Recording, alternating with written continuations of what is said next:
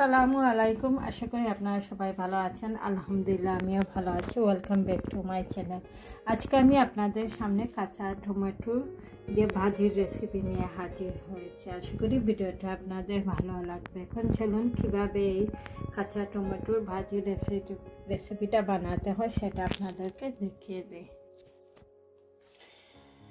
চুলা একটা কড়াই বসিয়ে দিয়ে এটাতে 2 টেবিল স্পুন তেলটা দিয়ে দিয়েছি। এখন 1 টিস্পুন দিয়ে দিচ্ছি পাঁচফোড়ন এবং 5টা লাল মরিচ দিয়ে দিয়েছি। পাঁচফোড়নটা গরম হয়ে গেছে, দিয়ে দিচ্ছি একটা পেঁয়াজ কুচি। পেঁয়াজ কুচিটা এখন একটু ভেজে নেব।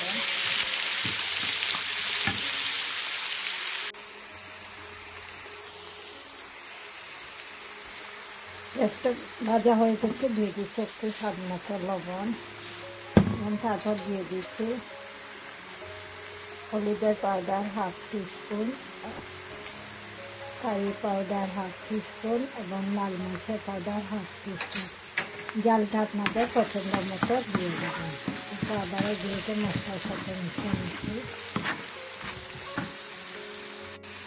মশলাটা কষানো হয়ে গেছে। এখন আমি এটাতে যে টমেটোগুলো আমি রেখে দিয়েছিলাম সেগুলো দিয়ে দিচ্ছি।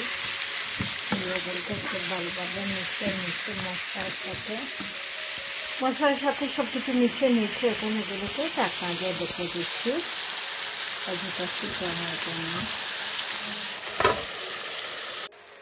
ফিরে আসলাম আরও 5 মিনিট পর।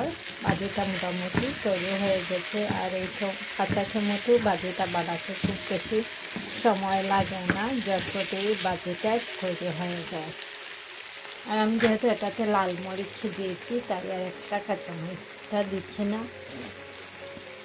এখন চুলা থেকে ভাজিটা নামিয়ে পরিবেশন করে আপনাদেরকে দেখে দিচ্ছি কীরকম হয়েছে আজকে কাঁচা টমেটোর ভাজির রেসিপি। কাঁচা টমেটো দিয়ে বানানো টমেটোর ভাজির রেসিপিটা তৈরি হয়ে গেছে। আমি এখন এগুলোকে একটা প্লেটের মধ্যে নিয়ে দেখে দিচ্ছি আপনাদেরকে কীরকম হয়েছে এই ভাজির রেসিপি। আর গরম গরম এই ভাজির রেসিপিটা সাদা ভাতের সাথে খেতে খুবই মজাদার।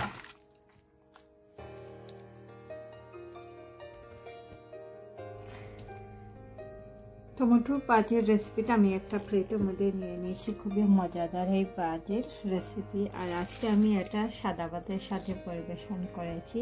আপনারা চাইলে রুটি পরোটা সব কিছুর সাথেই এই ভাজিটা খেতে পারবে। আর চাইলে আমার ইউটিউব চ্যানেলে আরও অনেক ধরনের ভাজির রেসিপি আছে, চাইলে সেগুলোও দেখে নিতে পারে।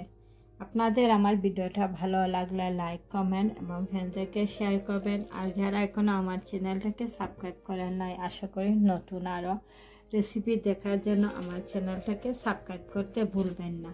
সে পর্যন্ত সবাই ভালো থাকেন, সুস্থ থাকেন। ইনশাআল্লাহ আবারও নতুন কোনো ভিডিও নিয়ে আপনাদের সামনে হাজির হব। আল্লাহ হাফেজ।